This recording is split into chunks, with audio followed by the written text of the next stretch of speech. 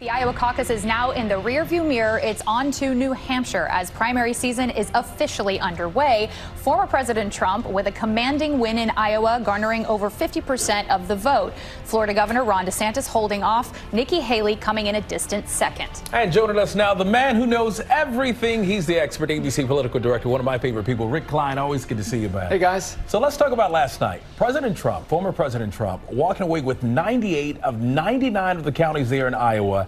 That's a big deal. Talk about the results and what that means moving forward. The one county he lost by one vote. This was a blowout, historic proportions. No one has ever won a competitive Iowa caucus on the Republican side by more than 13 points. This was 30. This was beyond anyone's expectations. He's got more votes for him than everyone else combined. And you see second and third place, Ron DeSantis and Nikki Haley, far back. Real separation. He won big cities. He won small towns. He won rural areas. He won evangelical communities. He won college towns. You name it. Donald Trump was winning there last night. It is a historic win that leads him pretty strong into this process. And there were some interesting entrance polls leading into that Iowa caucus.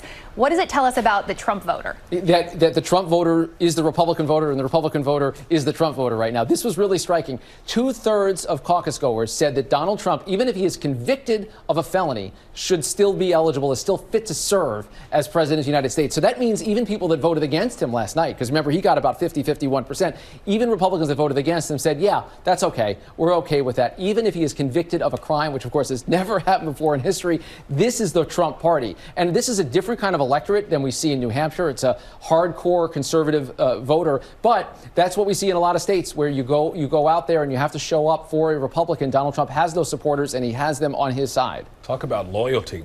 New Hampshire is up next. Yeah. What's the polling looking like there? Yeah, it's a totally different portrait. So we just had that 30-point victory. How about 13 points for the latest 538 polling average? That's how much Nikki Haley is behind Donald Trump. And there's some indications that could get even tighter because Chris Christie has dropped out of the race. So did Vivek Ramaswamy. There's voters up for grabs. Now, Nikki Haley's challenge is going to be, can you reach New Hampshire voters with a different message? They are a different type of voter, much more moderate, much more independent-minded. But there's a lot of indications, I think, that next Tuesday could be a closer call than last night. So is there a race to become number two now? Well, that's been, I think, the dynamic for a while is that Haley and DeSantis want to be that number two. The question is whether that's even possible, because even if you had added up all of their votes last night, you're still not reaching where Donald Trump was. So getting a head-to-head may not actually make a difference. Trump may be that strong. Quickly, when might we know who the Republican nominee really is? Yeah, things start slow on the Republican side, but they get fast, really fast. And you look at this, just the number of delegates that are awarded all the way through January, February, until early March, there isn't much, but then boom,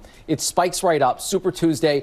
It's very possible we know by the South Carolina primary a week before that, but by Super Tuesday, on today's facts, Donald Trump is well on his way to the nomination. By March 19th or March 12th even, he might have a majority of delegates, enough to clinch the nomination. He's already acting like it's a foregone conclusion. And if last night is a telltale, then we may know that answer there. That's all right. Rick, thank you very much. Good to see you. Thanks, guys. Again, the political director there. We appreciate you, Rick. And just ahead here on GMA3, strategies for getting a second opinion. Dr. Jen is with us. And later here, time is running out for Academy voters to get their choices in.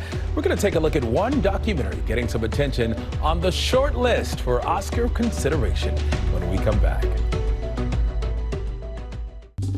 Well, hey there, GMA fans. Robin Roberts here. Thanks for checking out our YouTube channel. Lots of great stuff here. So go on, click the subscribe button right over here to get more of awesome videos and content from GMA every day, anytime. We thank you for watching, and we'll see you in the morning on GMA.